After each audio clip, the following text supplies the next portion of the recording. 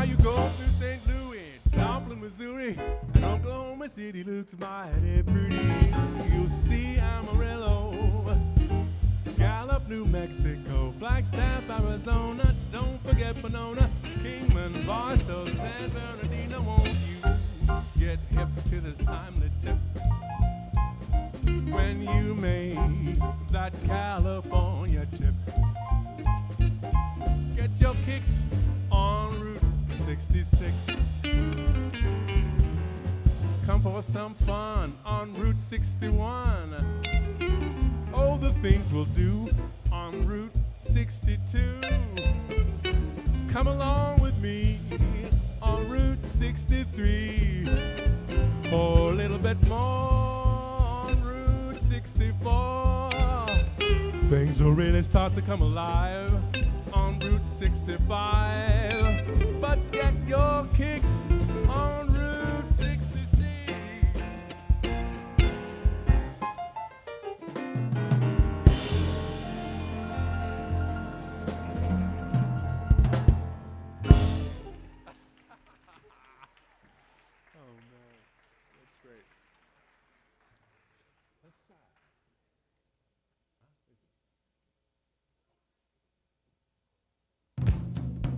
Well, this is it, folks. The night we have all been waiting for.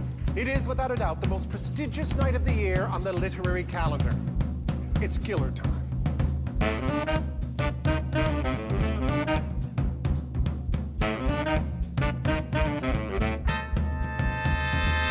If Margaret Atwood happens to be in the audience, what do I do? Never look her in the eye. Why? She will knock you down.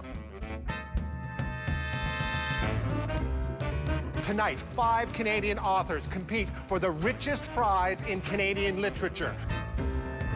$100,000 from our dedicated sponsor, Scotiabank. Yeah.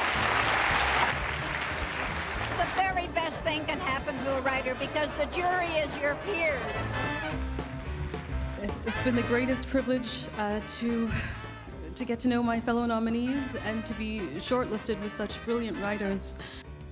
It's not about celebrities, it's not about fame, it's not about bestsellers, it's just about books.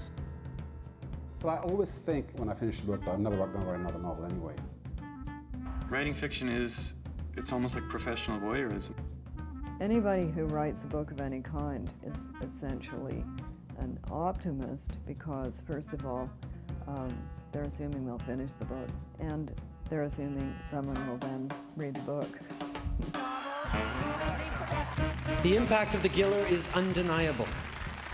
Since 1994, this award has generated a phenomenal $60 million in book sales.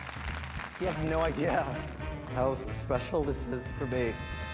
Thank God for people like Jack Rabinovich who put it up front where it belongs.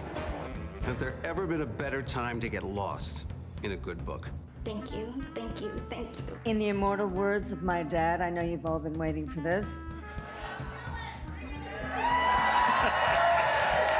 For the price of dinner for two in this town, you can buy all the books. So eat at home and read the books. Have you ever just given away $100,000? Only to Revenue Canada, so this will be a lot. And the winner of the Scotiabank Giller Prize is...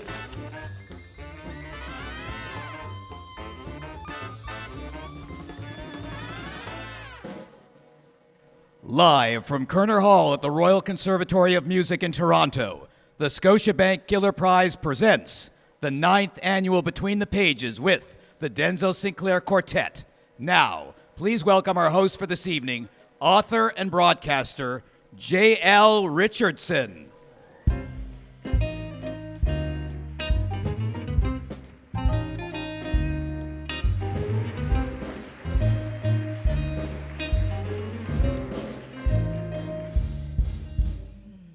Hello, hello, hello, hello. Hello to those of you here.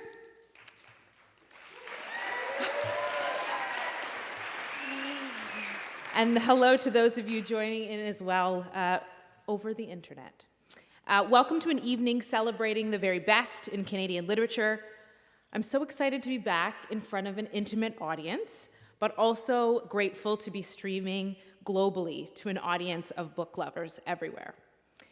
It has been books to the rescue during these extraordinary times.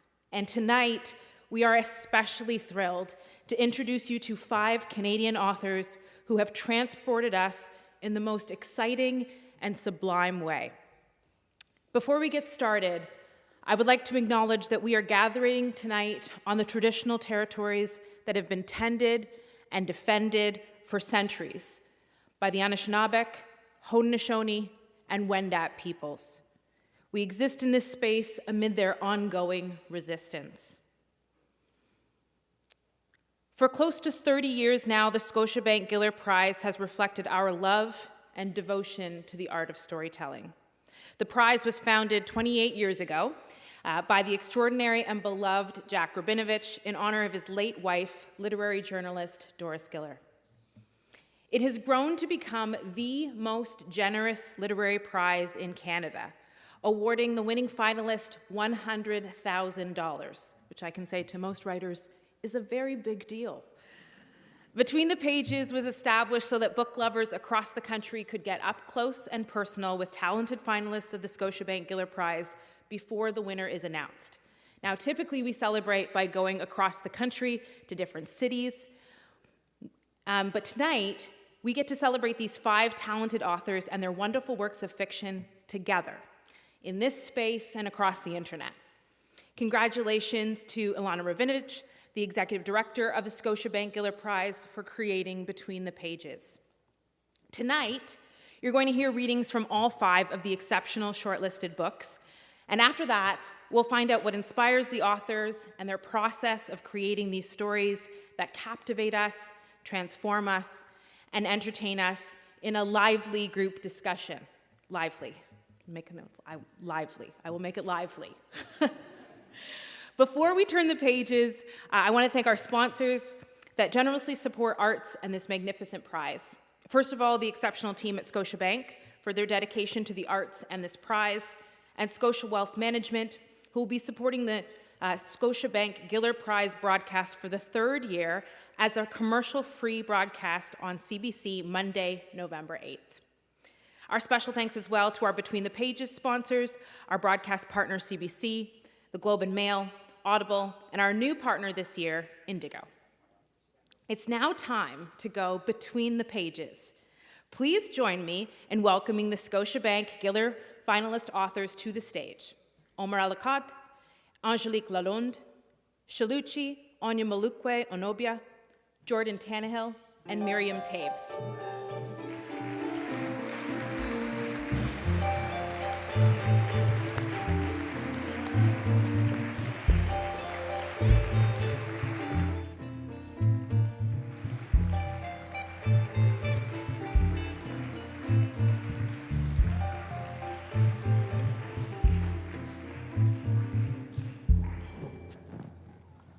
Okay, so this is where you grab your mics, right? This is where I get to ask you how you're all doing. Not nervous at all. Super chill about the whole situation, yeah. Well, it's so funny, Omar, that you say that, because I know Jordan is a theater nerd like me, and so this stage, these lights are making you feel probably like good as new. Yeah, I mean, it's good to be back in a theater full of an audience. It's so good to see you guys. Yay! And yeah, responsibly masked as well, thank you. So Omar has given us sort of the not nervous at all. Jordan's given us, I'm good to go. Ladies, how are you feeling? All right. Fine. Thank you. Somewhere in the middle there. I'm curious because, and we'll share a little bit about where you all are from when I do your bios in a moment, but you all are from different places, and I'm curious about when you found out and where you were when you found out that you made the shortlist. Chaluchi, why don't you kick it off? Wow. Okay. So the day before, my publicist sent me an email and said, remember that it is the announcement tomorrow. And I thought that was such a cruel thing to do. Because here I was trying to completely forget about it and maybe find out, maybe the day after or something, one way or another. So, but I all of them following day, I tried really hard to forget about it. And I thought I had succeeded until I looked at the time. I was in Lagos, and it was exactly, right on the dot of 11 or something. And I was like, oh my gosh, now I probably have to look. And I resisted actually for a while, and then I checked, and I was right at the point that, the announcements were being made. And I was like, yeah, no way. And when I saw my book, I blanked out. I didn't even hear what they said. I just completely blanked out. I just kept looking at the orange, and I'm like, that I don't think there's any other book that's that orange, so it must be mine. So it was surreal, and it's still quite exciting.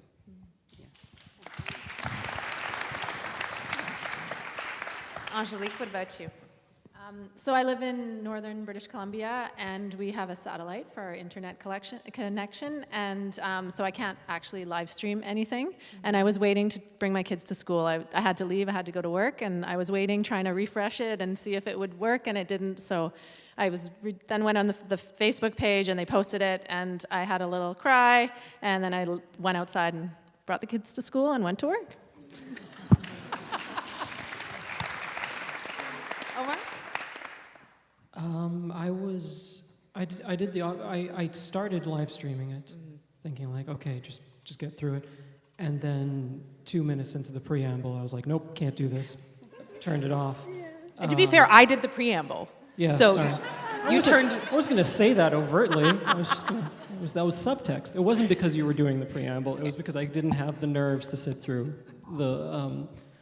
till the announcement, and so I turned it off. And then the phone started beeping and booping and doing all kinds of noises, and that's when I put 2 and 2 together. But I didn't hear it. I heard 2 minutes of what you had to say. Then my anxiety got the better of me, shut the laptop, and then found out from my publisher. Miriam? I was in I also didn't have the nerves to. I was in a store buying a tiny little carpet, and I happened to be really small, and I happened to be in the checkout line, and it was really busy, and then I got the call from my editor and publisher, and they were so excited, and I knew there was a lot of pressure on me to just to continue with this transaction, right, and buy this damn carpet, and I was like, that's so great, yeah, okay, here's my, oh wow, this is fantastic, I'm so thrilled, wow, okay, but here's my credit card, yeah, so it was a little hectic, but it was so exciting.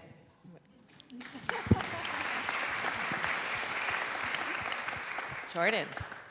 Okay, I was at home with my partner and being very blithe about it all day. I was like, I'm not nervous. No, I'm not nervous. Fine, I'm not nervous. I'm not even gonna think about it. Making breakfast. He's like, are you nervous at all? I'm like, no, not at all. I'm literally not nervous at all. And then it was 2 minutes before the video started. I was sitting down and he was holding me and he's like, babe, you're shaking. I was like, yeah, I'm nervous. And my heart was just absolutely pounding. And he was like, I feel like I'm holding a rabbit, a scared rabbit in my hand. I was really nervous all of a sudden. It just happened right before the video started. And as you were speaking, Jael, I was nervous. And then I was shocked and delighted to see my book up there, and just I started to cry, and he was holding me. And that was it. Well, now I'm crying. Okay. All right. Well, I love hearing those stories. I love hearing where you were, and this is the second most fun part of it's the most fun part, when we get to hear you all read. And so we're going to get to hear a little excerpt from each of your books, and then after that, I'll ask you some more questions.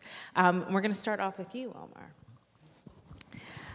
To start us off, we welcome our first finalist and author and award-winning journalist whose work has appeared in The Guardian and GQ, among other newspapers and magazines. His debut novel, American War, was an international bestseller that has been translated into 13 languages.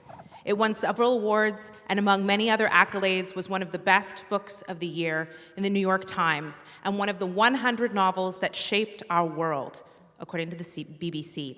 Here to read from his shortlisted novel, What Strange Paradise, joining us from Portland, Oregon, please welcome Omar Alakad.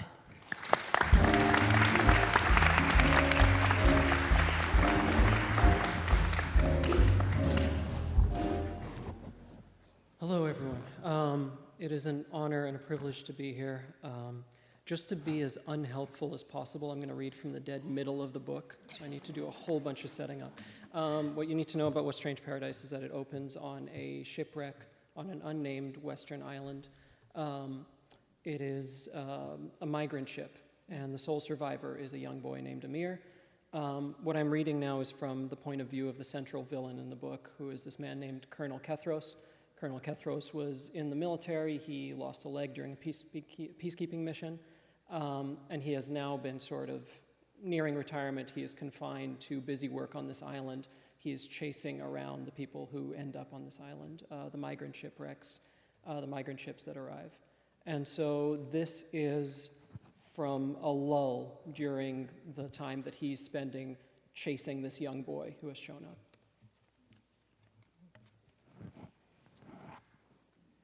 When he was a child, the shoreline was different. He's sure of it. He has a vivid memory of a comma-shaped spit that curled out 100 feet into the water at low tide, the sand almost white, almost colorless. He remembers playing with the other boys, picking a spot about halfway down and building as big a dam of sand and rocks as they could while watching the tide come in, then seeing how long their construction would withstand the inevitable drowning.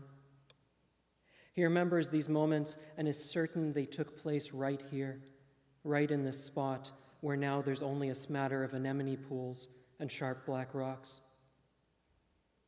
Soon the outcroppings give way to a public beach, and this too he remembers as something different, a staging ground for evacuation drills in preparation for war or fire or natural disaster. He can't recall the specific calamity from which he and his classmates were being trained to escape, only the act of marching in line from the school grounds to this beach, and the sound of giggling and shouting and a high-pitched whistle, a teacher yelling, "Let's go, let's go." Now the place is overrun with tourists and locals. The sand is a loose mosaic of beach towels and coolers and shoes with money and keys stuffed in the toes. He's always been able to tell them apart, the tourists and the locals. But now it is by their appearance, the wealth implied in the tourist clothing and their accessories and their pristine rented cars. Whereas before it was by something in the marrow of them. It induces a kind of nausea in the colonel to see it, to see how nondescript these foreigners and their money and their utter absence of culture have made his island, his people. Is something wrong? The colonel starts. A middle-aged woman he recognizes from town eyes him. "I'm sorry," he says. "It's just," she points at his uniform, "I thought something might be wrong. More, problems like yesterday." Kethros smiles, regains his composure. "Nothing's wrong at all," he says. "Beautiful day, isn't it?" The woman smiles back, laughs in relief. "I was worried there might be more," she says, leaning in as though to tell a secret. "It feels like it's every day now." The colonel rubs the woman's shoulder. "Enjoy the weather," he says. "We won't get much more of this before summer rolls in."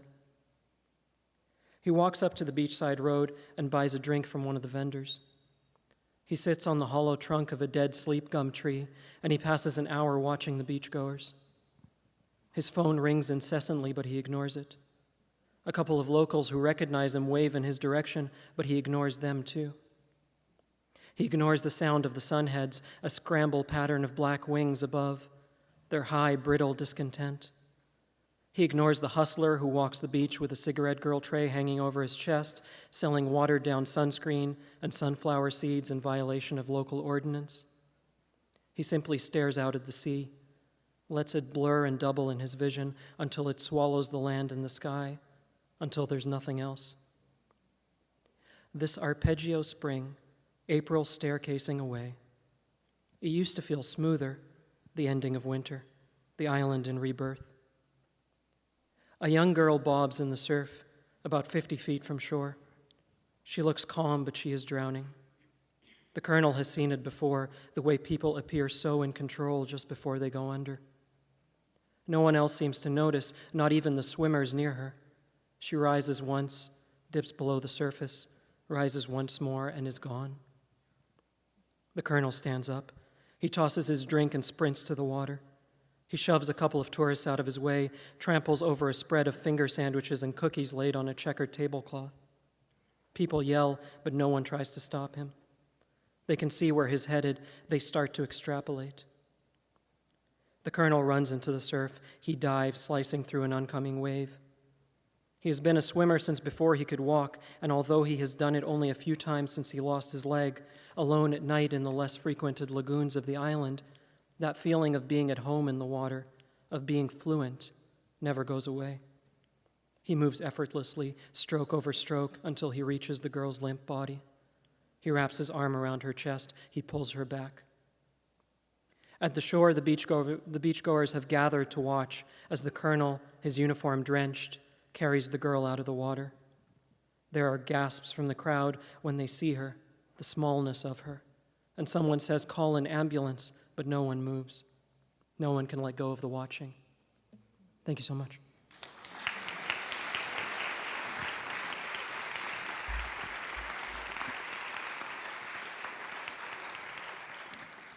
Thank you, Omar.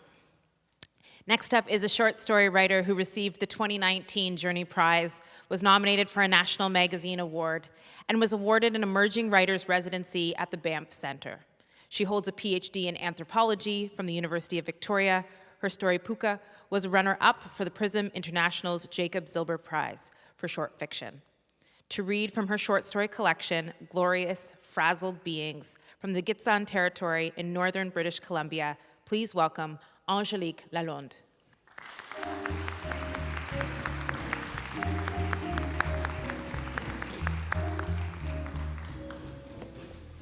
Hello, and just as Omar said, it's such an honor to be here and in the big city and to be among people and see all these new faces.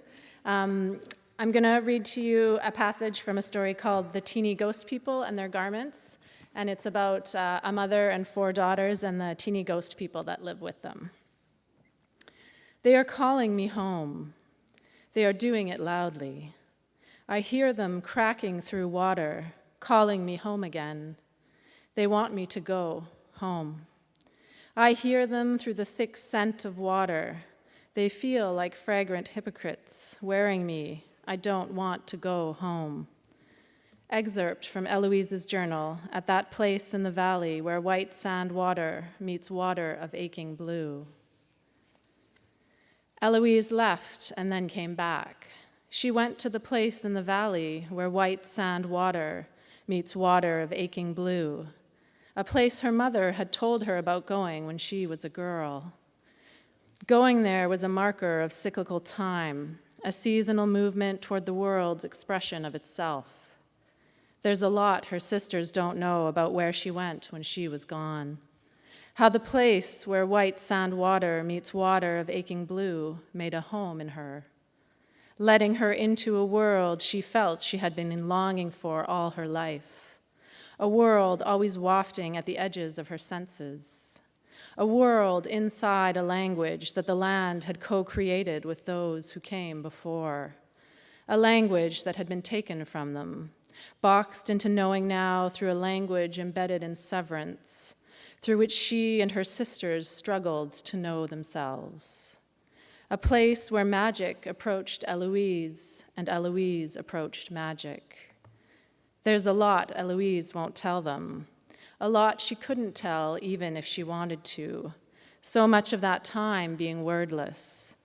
She hovers between them like a dragonfly, all eyes and iridescence, attending to what they need. They don't really see her. She's an illusion. When they try, it's like they can't remember the way she was as a child. Even the photographs of her seem like they've been tampered with somehow.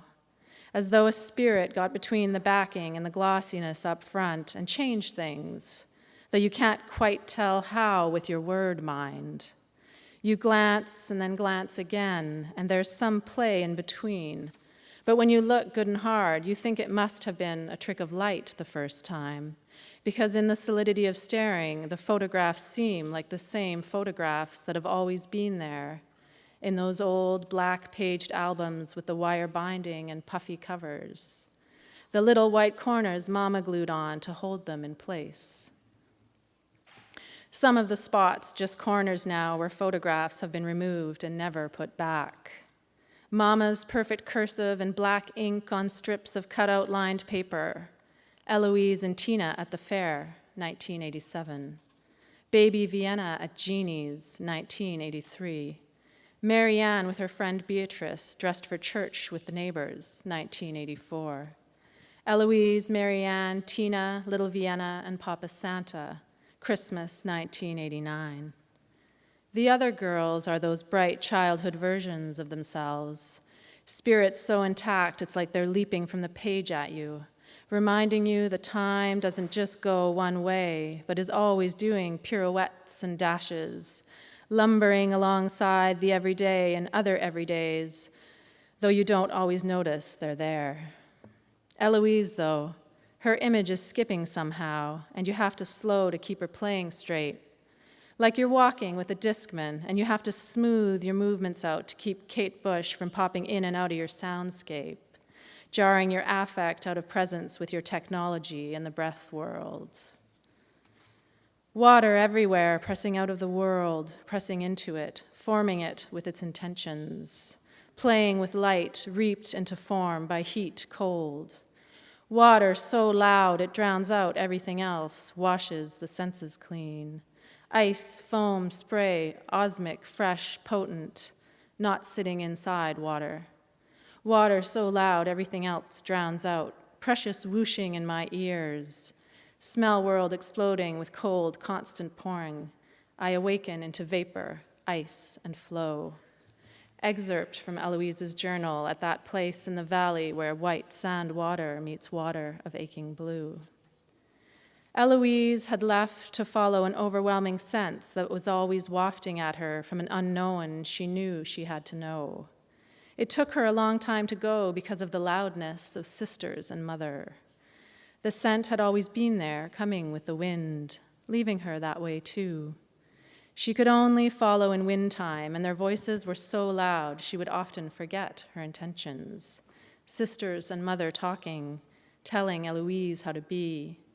They were still loud when she left, but the wind stopped stopping, constantly berating her with the smell of moving water verging on ice, wrenching her from the binding spell of sister sound.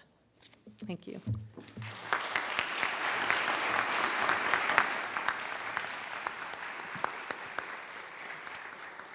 Thank you, Angelique. Our next novel is from an accomplished lawyer, academic, and writer who holds a doctorate in law. She works in the areas of health, gender, and violence against women and children, reading from her debut novel, The Son of the House, and coming in from Lagos, Nigeria, to be with us tonight. Please welcome Chaluchi Onyemalukwe Onobia.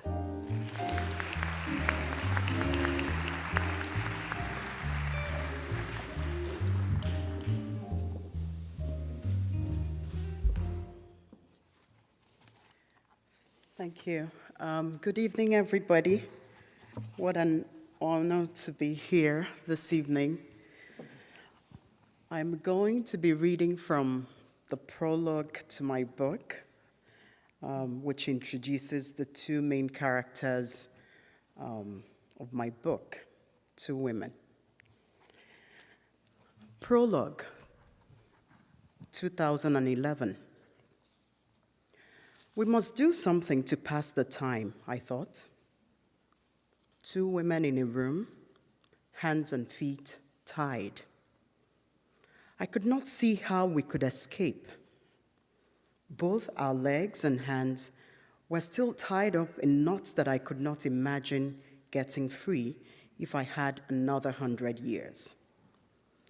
Even if we managed to get free of the knots, There was only one door out of the small room. I heard the click of a padlock every time they came and went. The only window could not fit one of my thighs, let alone my entire body. Nor could I run to save my life. Even if I was not so heavy, there was the matter of my bad knees. There would be no breakout like one saw in the movies.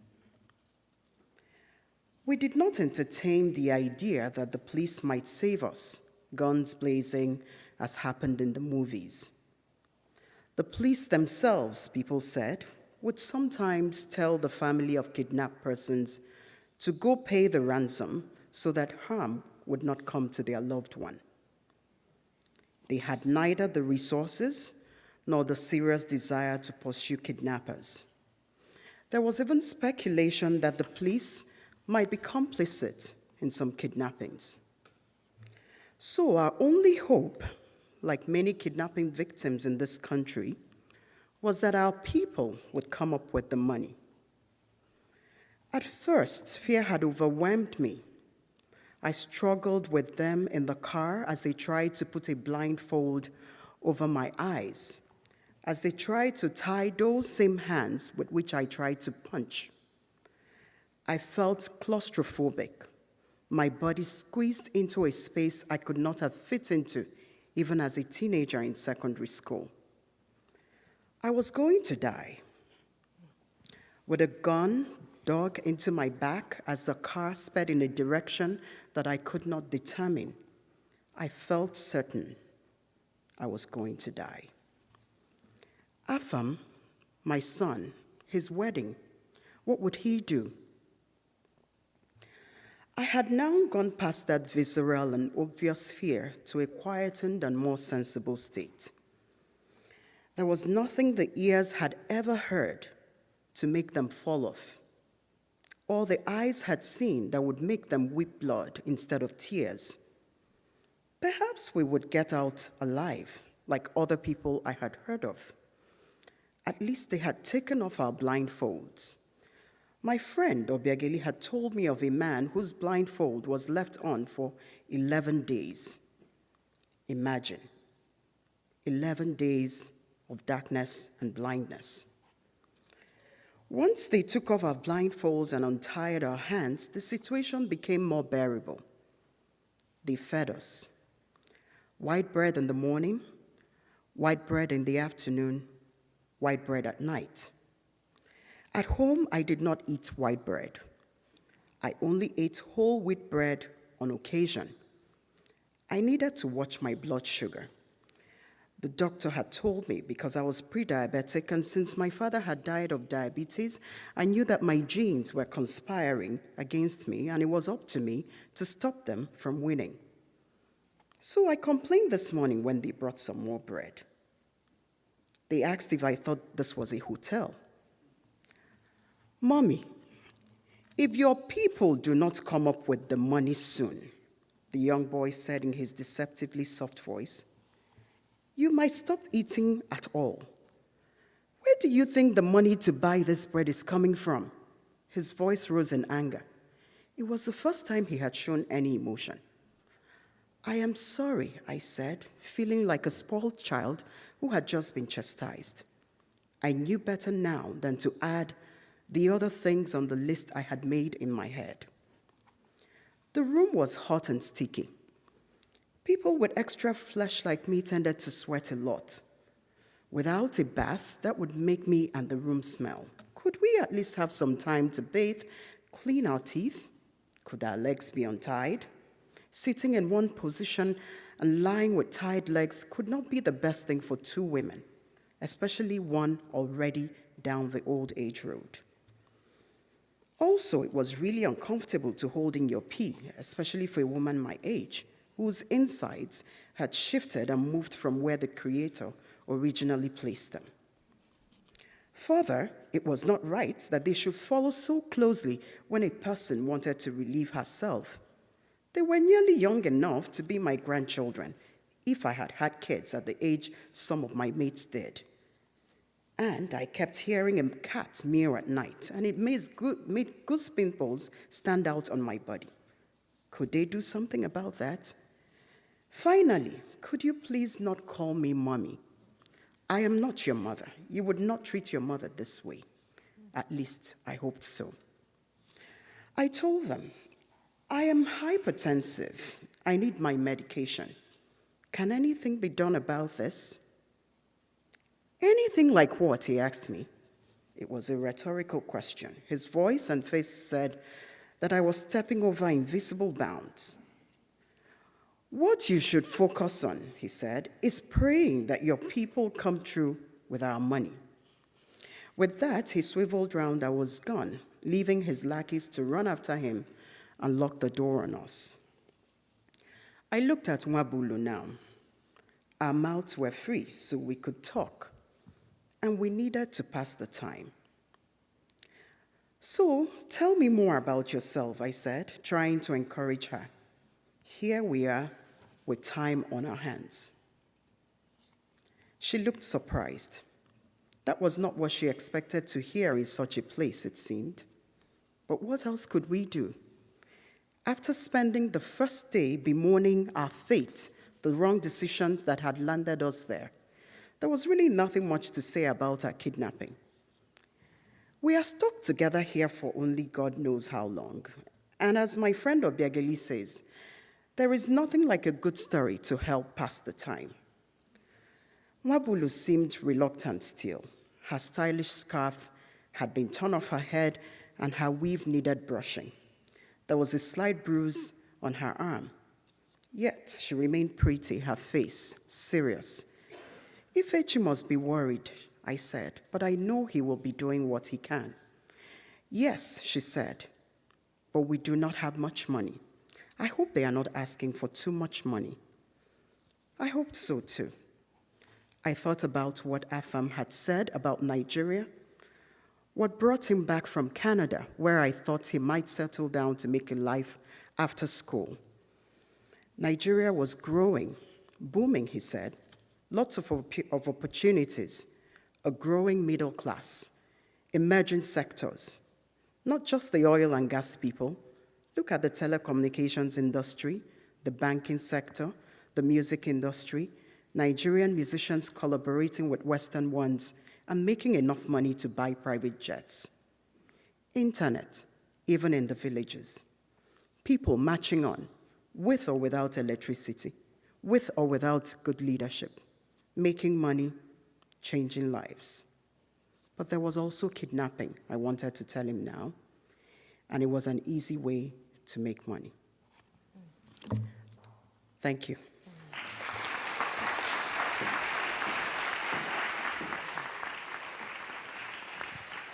Thank you, Chaluchi. Our next author in the spotlight is an internationally acclaimed playwright and winner of 2 Governor General's Literary Awards for Drama. His debut novel, Liminal, made CBC's list of 2018's best Canadian novels. CBC Arts named him one of 69 LGBTQ Canadians, living or deceased, who has shaped the country's history. Joining us today, all the way from London, England, with a reading from his shortlisted novel, The Listeners, please welcome Jordan Tannehill.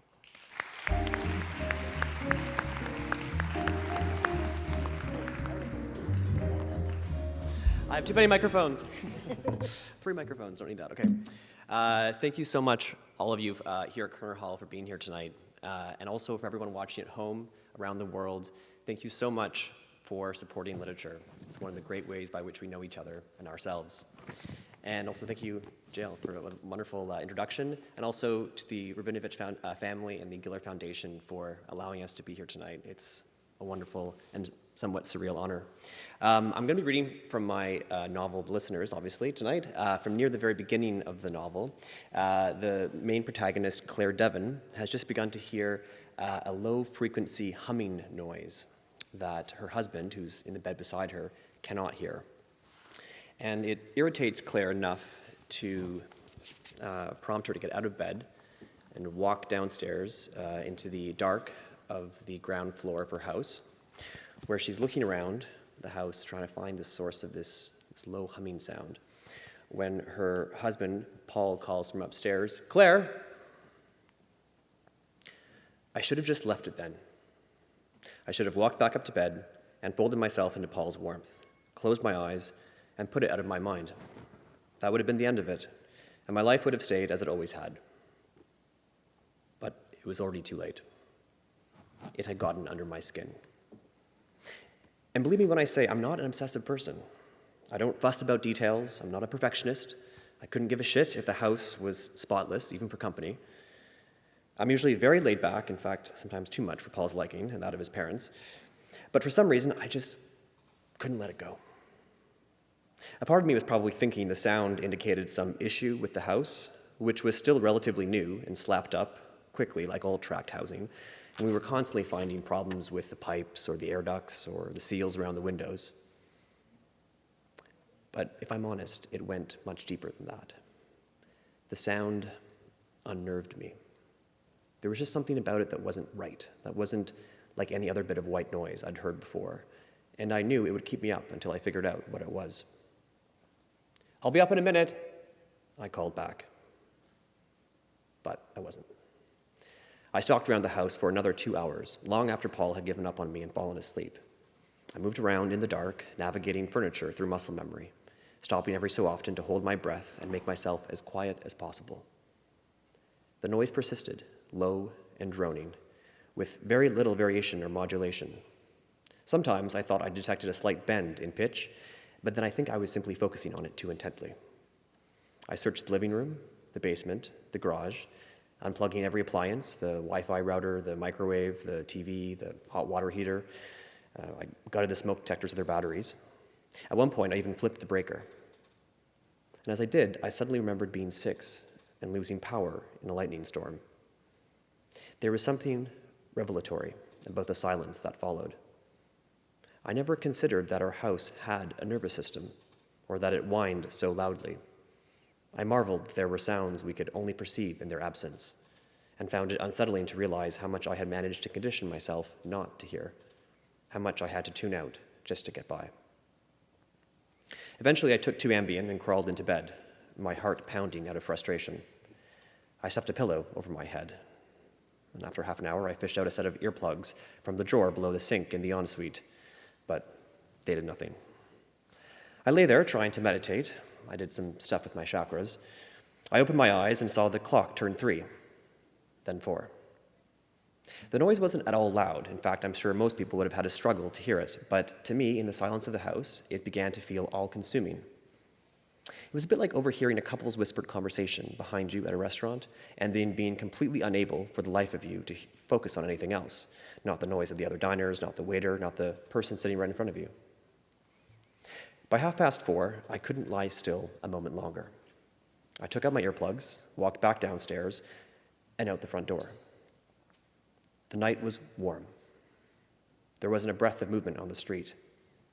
No wind disturbing the leaves or planes tracing the sky. Just the smell of creosote and ionized air, of rain amassing somewhere in the distance. The stillness lent everything the uncanny feeling of a film set, perhaps one of those horror films where some infernal force kills off the teenagers of the neighborhood one by one. Those always seem to be set in suburbs like these, catalog homes, young trees, driveways lined with SUVs. My eyes were scratchy, raw. I felt cloudy from the Ambien. I crossed the front yard, walked out onto the street, and listened. It wasn't in my head or the house. It was there. It was coming from somewhere outside, maybe the next door or down the street, or maybe somewhere beyond the neighborhood altogether. It was impossible to gauge its distance. And just then I noticed a shadow moving almost imperceptibly down the street toward me. I strained my eyes against the dark and watched it as it drew closer. It slinked into the glow of a nearby streetlight, and I realized it was a coyote. White-tipped ears and a white triangle of fur on his neck. He seemed too slight to be an adult. He looked more like a teenager or a tween coyote, if there's such a thing. It made me smile to see him. I often hear the coyotes as I lie in bed, barking and nipping out in the night. But this one made no noise as he slipped back into darkness. I waited for him to reappear in the pool of light nearest me, but he didn't. He was gone. Thank you.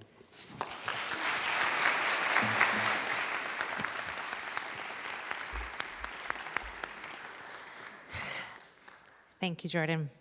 Last but not least, our final finalist is the author of 7 best-selling novels and 1 work of nonfiction, several of which have been adapted for stage and film. Among other honors, she is the winner of the Governor General's Literary Award for Fiction, the Libris Award for Fiction Book of the Year, and the Writers' Trust Fiction Prize. Shortlisted for her novel Fight Night, please welcome Toronto's Miriam Taves.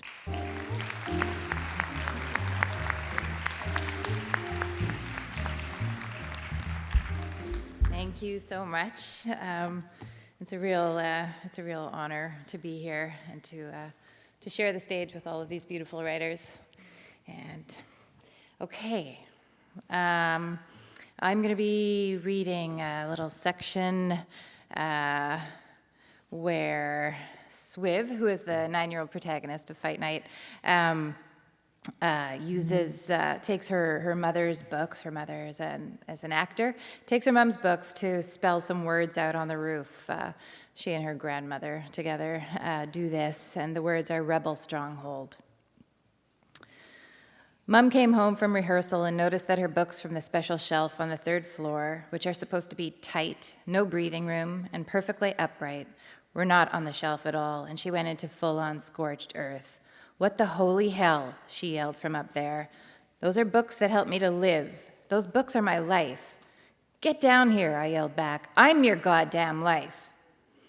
When she came downstairs, I held out her oregano oil. Take it, I said, so she could calm down, but she threw it at the living room wall, and the bottle broke, and oil trickled down over that Diego Rivera print I got her in Detroit for her birthday with money from Grandma. Then she started to cry and told me she was so sorry, so sorry. I hugged her and said it was okay, because the dripping oil added character to the print, which is what she always says about things that get damaged. Like if I scrape an entire layer of skin off my face from falling on the ice in King of the Castle, which I'm the champion of, and she tells me having one less layer of skin adds character. And also, her books weren't gone. They were just out on the roof. When Mom climbed the stairs and looked at the words on the roof spelled with her books, she put her hand on her mouth. She told me quietly from behind her hand that she would be downstairs and that I could gather up all of the books and put them back alphabetically on her special shelf, tight and perfectly upright. She was so eerily quiet. I wondered if Gord was afraid inside her. Right then I wanted to tell her that it was Grandma's idea to spell out words on the roof, but you don't rat on a comrade.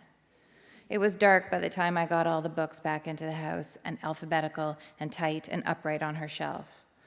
I went downstairs and Mom was making dinner and laughing with Grandma. I don't understand adults. I hate them. I don't know if Grandma took responsibility for her actions and confessed to Mom. Probably not. Grandma was the one who got me kicked out of school in the first place because she was the one who told me that people sometimes have to be punched in the face to get the message to leave you alone and not bully you, but only after double-digit times of trying to use words to no avail and only up to the age of 10 or 11. Don't tell Mom I said any of that, she said, because she's a Quaker now or something. But you have to defend yourself. After dinner, me and Grandma helped Mom with her lines, which made Mom laugh so hard she peed a small amount, a teaspoonful. Grandma drank 2 glasses of William's homemade Plonk.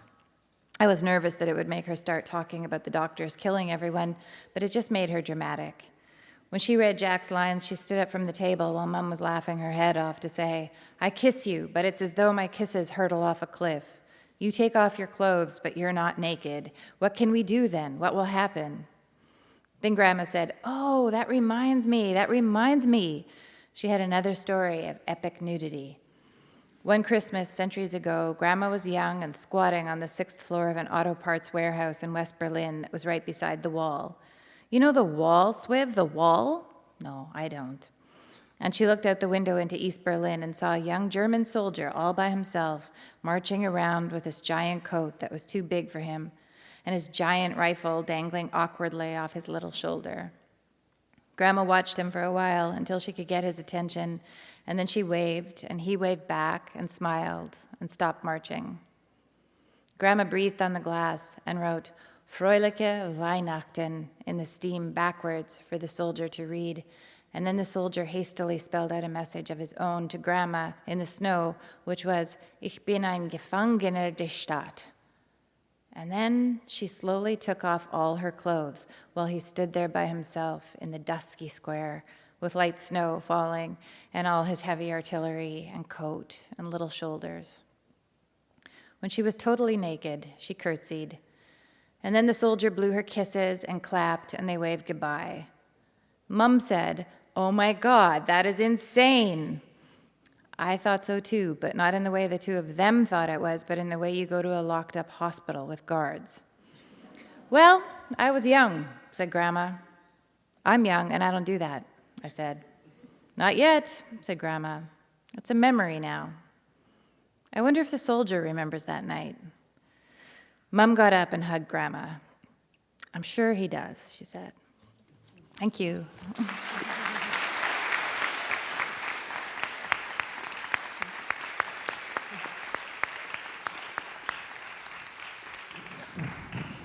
Right? You're all sitting there thinking, which book am I going to read first, right? Right? So, speaking of beginnings and starting, I wanted to start with a question about your beginnings. Because for me, when I pick up a book, oftentimes I open the first chapter and I start reading, even in the store or wherever I am picking up books. And it's sort of those initial moments that will inspire me to take the book home. After paying for it, of course, or checking it out at the library, the legal way, of course. And I wanted to ask you, because in each of your novels, I had questions about the reason and the choice for those opening moments, those opening lines and scenes. I'm going to start with you, Omar, because you read from the middle, so I'm going to take folks to the beginning. And you mentioned that the book is told in sort of these two parallel times. And the chapters flip back from before or after. That's how they're kind of labeled at the start of the chapters. And you begin with after. And so my question was, why after? Why start there? What was the decision, because you're telling these two narratives, to start at that particular moment? Oh, and the structure. Like, why did you choose that structure? I was also curious about. So, because I'm a deeply insecure person, I often will Google the title of my book just to see what comes up. And if you Google What Strange Paradise, you know how Google will try to autocomplete, do you mean this? And the first one that comes up is What Strange Paradise Ending Explained. So somebody out there, enough people out there have serious questions about what's going on in this book. I only knew two things when I was going into it. I knew what the opening paragraph was going to be, and I knew what the closing paragraph was going to be, and I had no idea what the hell was going on in between. That came over the next couple of years of trying to put it together. I think of the book as a repurposed fairy tale. It's a story of Peter Pan reinterpreted as the story of a contemporary child refugee. And there were certain things that I needed to have happen because I was writing a book about the collision of two fantasies. The fantasy headed one way that says, everyone coming over here are barbarians at the gate, and we need to stop them by any means possible. And the fantasy headed in the other direction of, if I can just get over there, everything will be better. And so that led it to a certain construction where I was going back and forth between these. And around draft number 4 of 8 was when I settled on before, after.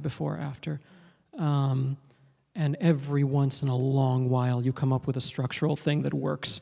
Most of the structural things, you go through 2 drafts, and you're like, nope, this isn't happening. And that one worked, and once it did, the rest of the book sort of came together after that. I love that.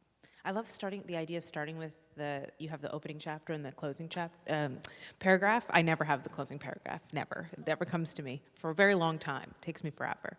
Chaluchi, I wanted to pick on you next. Because you read the very opening, the prologue, which is set in 2011, but chapter 1 is set in 1972. Yeah. Why did you choose to start the prologue in 2011? Was that always the intention, or was it something you sort of played around with structurally as you were working through your drafts? I hesitate to think that to say that I'm sure everybody plays around with structure at some point. I was listening to Omar and I thought, yeah, that's sort of how it was, going back and forth. I had these two women very clearly imagined in my head, and all that. And I'd written the two women basically, and then I sort of brought it together. And as I was working with my editor, she was like, I think it would make sense really if people were to get to meet them, together at some point. I was very hesitant, and it's been an interesting thing, to look at the reviews and see, how people have felt about certain things. But, well, we eventually pulled it out from somewhere and put it there. And in retrospect, I think it works to introduce this book as a book about two women, especially with a title like The Son of the House. We thought it would be maybe a bit too much to have this whole other character and then this whole other character, and everybody's looking for the son of the house. Anyway, yeah, but that's how it came together. Yeah. I love it. I love it. Miriam, your novel begins with a very important line, 2 words actually, that sort of. That was a wild sound. That was my fault. That's that fine. was my fault. It's all good. Sorry. Sorry. Your novel begins with 2 words that are really important to the structure of the story, the intent of the story. It starts with Dear Dad. What was the reasoning behind that? What led you to start that way? Because it's not necessary per se, so I'm always wondering when you put it there, it's with very specific intent, and curious about what went into that. Yeah, it was necessary for me. It was because the whole book really is a letter from Swiv to her missing dad. He's gone, and she doesn't know where he is, and so it's an the book is sort of basically, the contents of the book, it's this letter, but it's also an assignment that her grandmother has given her to write a letter to a person who may or may never read the letter. And so Swiv decides that would, necessarily be her dad. And over the course of the book, it sort of morphs from, being a letter to her dad, which is basically just about, her life with her mother and her grandmother, and it kind of morphs into a letter to her grandmother, to her sibling, and in a sense, to herself. So I had always wanted to write an epistolary novel, and I tried a million times, and it never worked out. I felt, and so I thought, well, I'll try again. And so that's how it starts, as a letter to your dad. And for you, that structure was always there, right? It was from the very beginning? Yeah, there's something that I've discovered about myself, actually, and about how I write, and that is that I kind of need to give myself a reason for writing. To me, I'm kind of always, battling with what I think of as a kind of futility, of purpose, and specifically when it comes to writing, this sort of, words, they're just words, and yet, of course, for me, for all of us, they're everything. And so, their life, and so I always feel that I have to give myself an assignment to write. And that's something that, when I was a little kid, my father used to give me assignments to write, anything, whatever it was, just to, give me something to do when I was bored. And I think that's just kind of carried on. So I give myself an assignment to write, and then I sort of impose that on my protagonist as well, that it becomes a type of assignment, and then it makes me think that, okay, I should be doing this. I have to do this, if that makes any sense. It does. It does. And I like the fact that it evolves for Swift in terms of her intention and speaks to perhaps like the evolution for you as well. So I really enjoy that. Jordan, your story begins. You read the part where she identifies the sound, but we actually get this foreshadowing, the opening line of your book. And I don't know if you have it handy and are able to whip it out as I prolong this moment and this question so as not to make it awkward for anyone. But you have this foreshadowing in the opening line. And I wonder if you could read it and then share what the foreshadowing did for the story and why the foreshadowing. Sure, okay. The opening line of the book is, the chances are that you have, at some point, stumbled upon the viral meme of me screaming naked in front of a bank of news cameras, a moment of sheer abandon forever rendered as a GIF, pasted in comment threads and text messages the world over. Right? Right?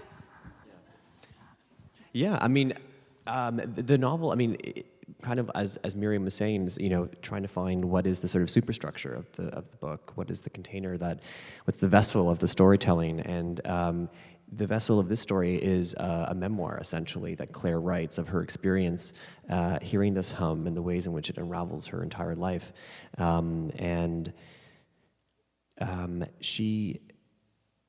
of the things that prompts her to do this is actually a kind of viral, like, internet infamy that occurs in the novel. I don't want to give too much away, but she does run out naked in front of a bank of news cameras at one point, and is caught, and that this becomes kind of a meme. And I think it's about sort of, the book is an act of reclamation from her for a few things, but one of them is perhaps a kind of sense of public dignity, and but also an act of her trying to make sense of her own experience and her own relationship with truth.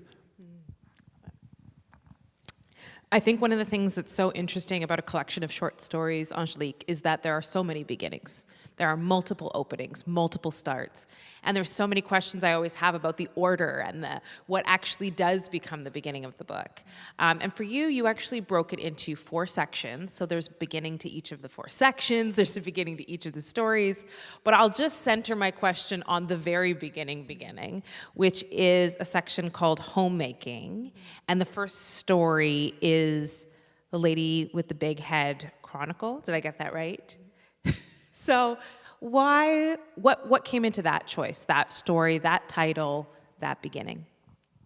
So when I originally started the manuscript, Puka was at the beginning because that was the story that I'd won the Journey Prize for, and I read somewhere that you should put your strongest stories at the beginning and at the end of the book. So I had that one at the beginning for a while, and then I decided that I wanted to move The Lady with the Big Head Chronicle up there because I think for me that story really grounds the book in place, and being grounded in place is a really important part of my writing process. And I think that story kind of gives the feel for I guess the sort of the setting in place of the book and all the other stories. Yeah. I love that. Yeah. I love that. And that's a great way to transition into the question I wanted to ask you all next. And it's a bit more of a free-for-all, so I won't call on you this time like we're in school, but that time I had some specific questions. One thing I noticed, both in the sections that Angelique had laid out, which all reference the word home, homemaking, homekeeping, homebreaking, homing, was a common thread actually in all of your novels, your stories, your books, about home.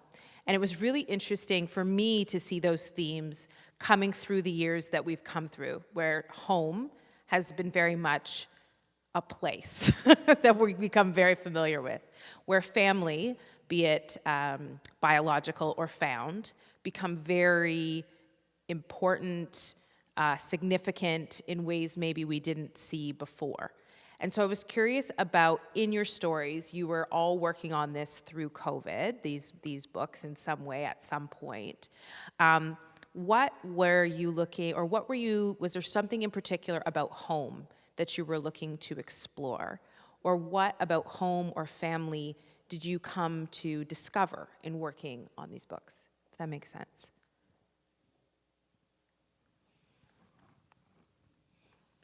Oh, come on. A long time ago, I was in southernmost Louisiana. I was doing a story for the Globe about land loss in southern Louisiana. Southern Louisiana is losing about a football field worth of land every hour. It's one of the worst climate change disasters in North America. And after I was interviewing this person who lives down there, and afterwards we were just chatting, and he asked me this question that is very familiar to most immigrants. He asked me, "Where are you from?" And my answer was not sufficiently satisfactory, because he said, "No, where are you really from?" And then we did that little song and dance where you move backwards in time until we got to Egypt, which is where I was born. I said, "Well, I was born in Egypt," and he nodded, and he said, "Yeah, I could hear the Egyptian in your accent." I thought, "No, you can't, man. I've been working on this for a while. Like, this isn't..." But it was one of those reminders that you don't have a good answer to the question, where are you from? Almost everything I write, the 2 published novels, the 3 thoroughly unpublishable novels that came before, the short stories, all have to do with this sense of home being a very uncertain place. With this book in particular, one of the things I was thinking about is this notion of how much of your sense of being anchored and of having a place to call home is essentially a coin flip. When I was very young, my father had to get out of Egypt. The economic and political situation was really bad, and he ended up getting a job offer in Libya.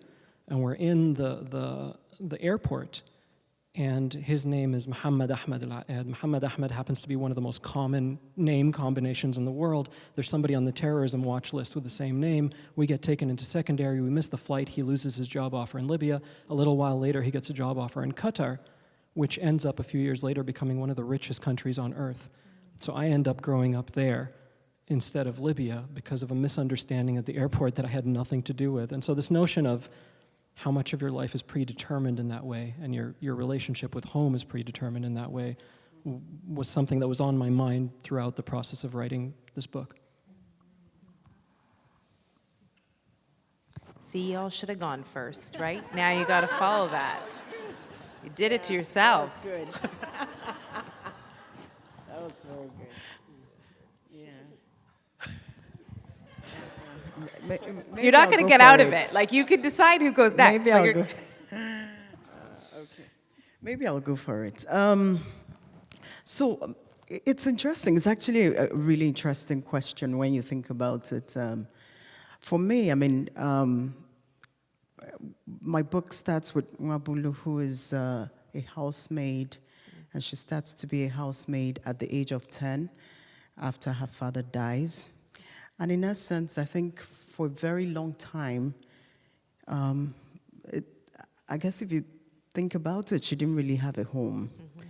Mm-hmm. So she had to work in these homes, and then, things would happen and she would have to leave the home, even though she'd become really intimately connected with the people there, working there, hoping that this would be the final bus stop, but having to move on every time something happened. And then you think about the other woman, Julie, who is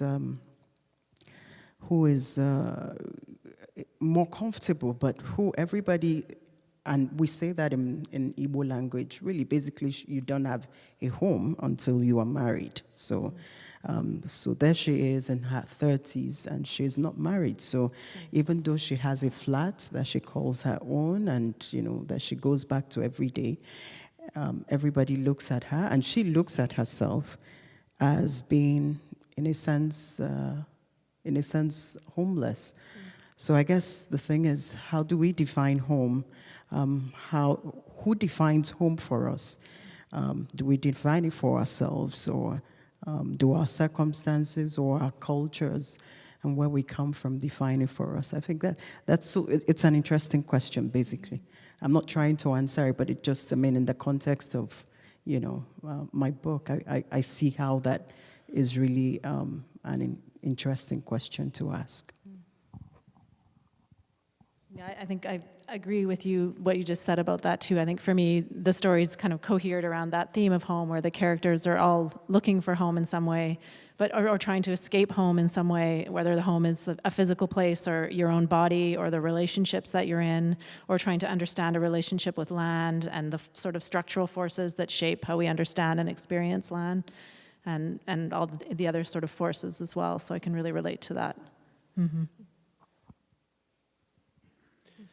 something I've been interested in over the last 4 or 5 years is how the home has become a battleground for in the war on truth. And I live in the UK, where homes across that country have been battlegrounds over Brexit.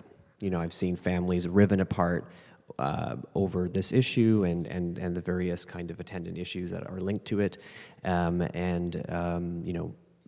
generations not speaking to one another anymore, partners, divorces, like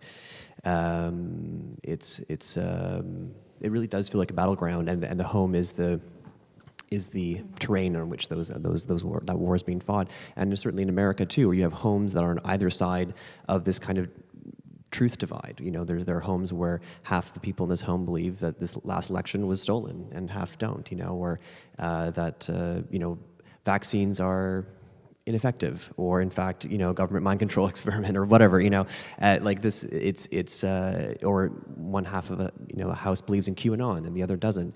And this has riven apart families, and I'm really interested in listeners about how a household, the book for me is in large part a portrait of a household riven apart by a war on truth.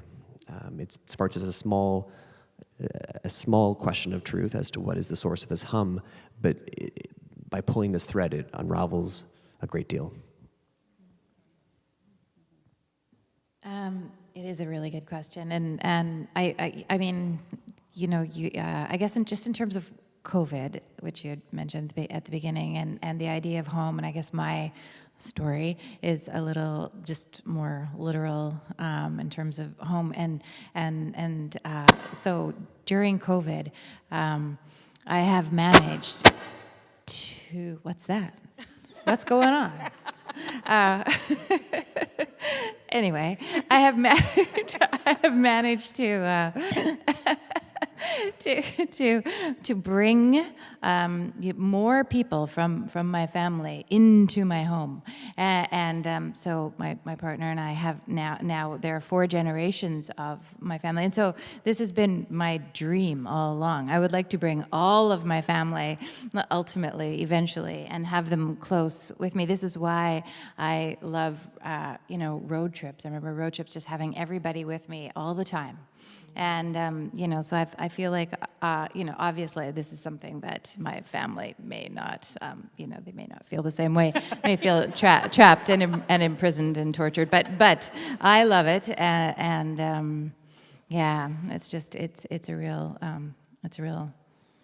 dream come true for me. It's like I'm just starting my own little Mennonite colony in my, but this one's run by women. So, yeah. I love it. It's so funny you said that, because I started RVing and trailer life during COVID, and I'm not one to be like, everyone come live at my house. I'm very much like, have your own room and stay in them, right? So traveling around in an RV was like, okay, guys, all right. So the idea of doing it permanently, I applaud you. Never gonna happen in my world. But I love hearing that, and I love hearing your answers to the question and seeing the ways that I see that in your novels as well, the way I see those threads of family and connection and questions. And I guess the question, I always get to this point and I'm like, I probably have time for one question, and I have 4. So I'm like, oh, which one? I think the question I really want to make sure I ask is one that Miriam, you kind of brought up in your first answer, which is the impulse to write, where it comes from, and how you keep it going when things maybe aren't ideal. So who wants to start on that one? I can start. Well, things are never ideal. I mean, life is really busy. I have 2 small kids, and I also work. And I mean, I don't even know what ideal life looks like. And I think with COVID, especially, life it's turned around and it's always changing. So there's no way to really plan what it's going to look like. So for me, writing is always something I've done forever, and it feels like if I'm not doing it, then I'm not living in the way that I want to be living. So it's something that I make time for and have to have in my life in order to feel present in the world. And were you smooth sailing through COVID? Like the writing continued in the same way it existed before? Well, I certainly wasn't smooth sailing through COVID. But yeah, I mean, it's hard for me to know. I mean, with the kids, it's like the writing is so jarred and the time is like, here and there. And so I can't remember if it was different before or the same. Yeah. Sounds about right. Sounds about right. Why do you write? Why do you do it? Because it's not easy. I mean, I ask myself the same question every day. It's not.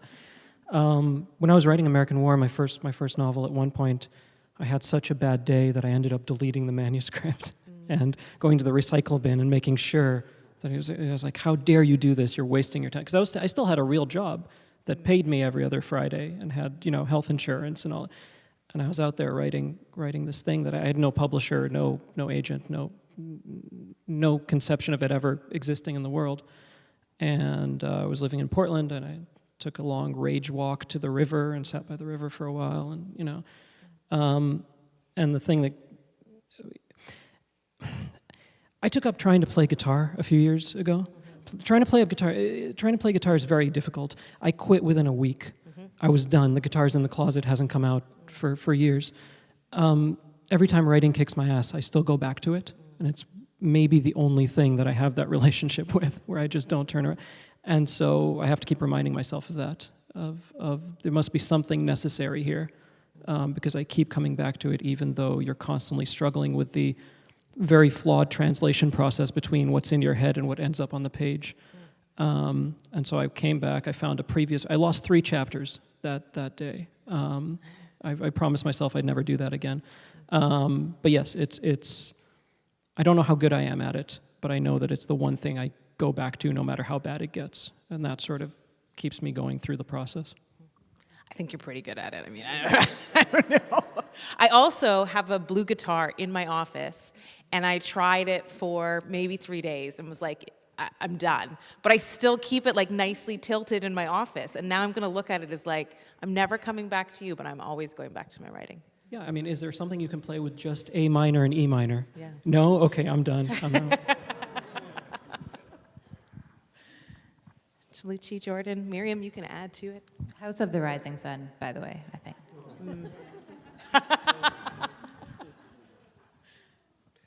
I write because it gives me pleasure. I find writing really pleasurable. And it's hard, but sometimes hard things can be also pleasurable.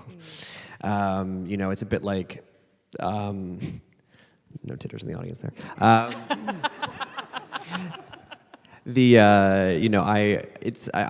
feel it's a bit like food. Let's just go with this metaphor. I feel like, you have to cook every single day and eat every single day to stay alive. And sometimes cooking feels like a chore. But sometimes it's like the most beautiful, pleasurable thing, and eating an amazing meal with friends feels like just like divine. And that's like writing to me. Sometimes I write to live, for sure, both literally and metaphorically, and I have to do it every day, even when I don't feel like it. But most of the time, or some of the time, it's like the most pleasurable, sublime thing to do. I like writing more than I like cooking, for sure. For sure. It's play, it's remembering when we were kids and creating worlds and characters, and so when you can get into, when I can get into that groove, there's just nothing better. And, Okay. I grew up around storytelling, oral storytelling, and then I gravitated to reading. And reading gives me so much pleasure. And I didn't always know that I wanted to be a lawyer, but I knew that I always wanted to tell stories. Maybe not in the way my ancestors did with oral storytelling, although I've been told that I do that quite well. But I try to do that now in writing, and just to create people that didn't exist before, that now exist, and are walking around in people's heads. I think is a brilliant way to live.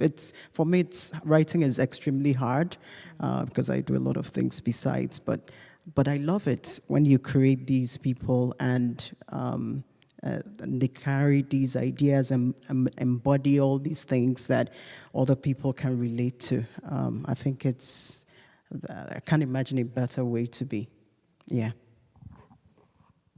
Well, such a nice way to wrap up. It really is, there's nothing quite like it, I find. Nothing quite as stressful or difficult, but nothing, like you said, Omar, that you keep going back to just improve, to figure it out. I don't know how to answer questions without writing. So I really appreciate all 5 of you and your work. I'm so excited. I don't know if you all know how the process works, but the jury has read over 130 books, and they narrowed it down to these 5 fantastic folks. Monday is the ceremony at night, but on Monday morning, the jury gets together in a hotel room and they duke it out to identify who the winning novel will be. They put it in an envelope, and then we all get to hear it either watching it on TV or at the ceremony. So it's a really exciting process. Congratulations to all 5 of you. That brings us to conclusion for Between the Pages. Let's give a big round of applause to these 5 authors.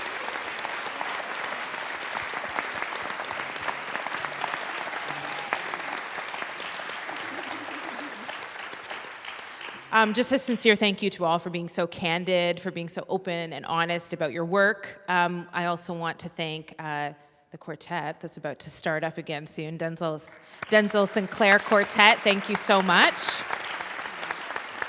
I was practicing backstage, and they were practicing, and I actually stopped because I just wanted to listen. So thank you so much.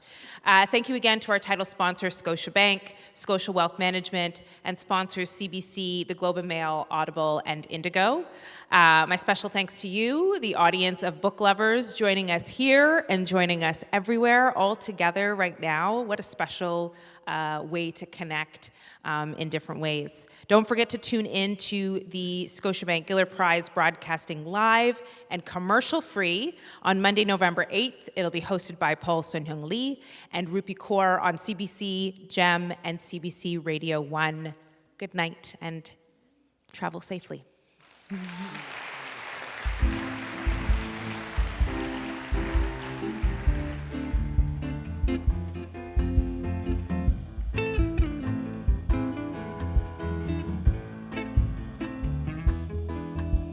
There is a house way down in New Orleans they call the Rising Sun. It's been the ruin of many a poor boy, and God knows I am one. My mother was a tailor, sewed my Levi jeans. My father was a gambling man way down in New Orleans.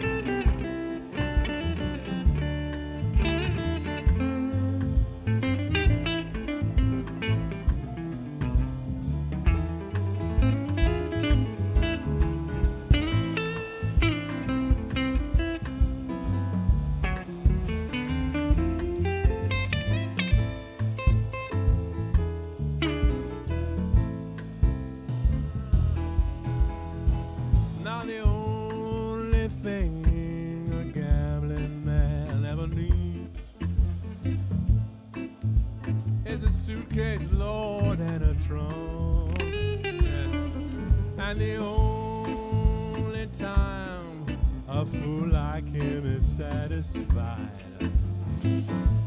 is when he's all stone cold.